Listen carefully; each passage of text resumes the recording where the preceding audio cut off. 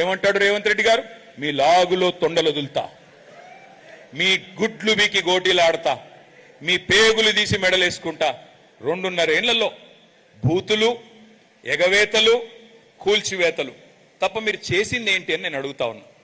ఇంకొక వర్గం మా ఆడబిడ్డలు ఉన్నారు ఇక్కడ. ఏం చెప్పారు రేవంత్ రెడ్డి గారి ప్రభుత్వం? పార్టీ ఆనాడు అత్తకి 4,000, కోడలికి 2,500, నెలకి 2,500 ఇస్తాన్నాడా లేదా? వచ్చేసినాయి అందరికీ.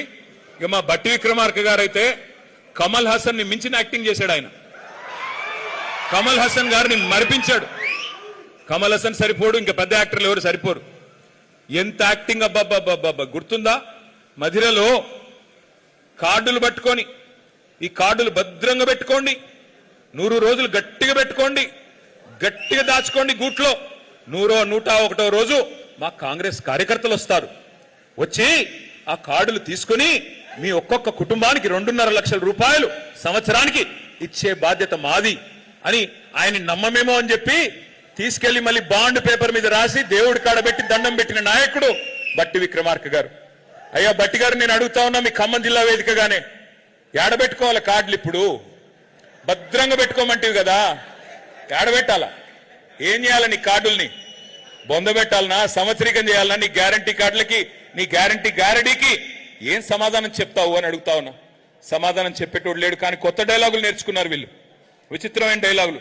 ఏమయ్యా మరి మీరేగా చెప్తిరి, 100 రోజులు అంటిరి, 6 గ్యారంటీలు అంటిరి, అన్ని 3 నెలల్లోనే మ్యాజిక్ చేస్తామంటారు కదా. 13 హామీలు, 6 గ్యారంటీలు, 13 డిక్లరేషన్లు, 420 హామీలు, శాతభారతం అంత రాశారు కదా.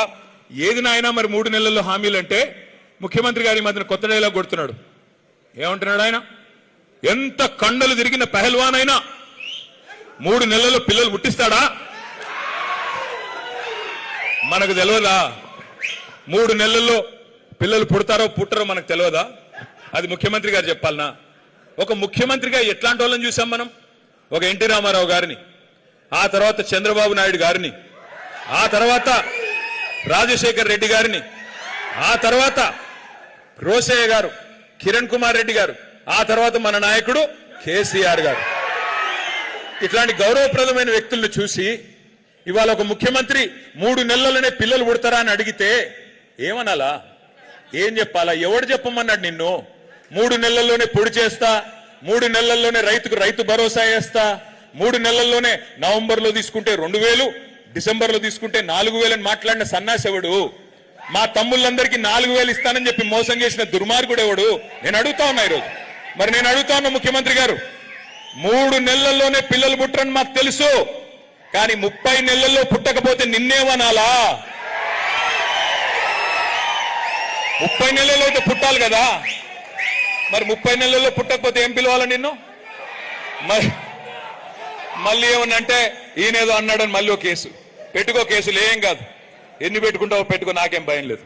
నేను ఒకటే అడుగుతా ఉన్నా. వెనకటికి ఎవడో మొహం బాగాలేక అద్దంబలు కొట్టుకున్నాడంట. మొహం బాగాలేదు అడిది. ఏమయ్యా నీ మొహం ఇట్లా ఉందంటే పోయి అద్దంబలు కొట్టాడంట. అట్లా ఉంది రేవంత్ రెడ్డి గారి ప్రభుత్వం.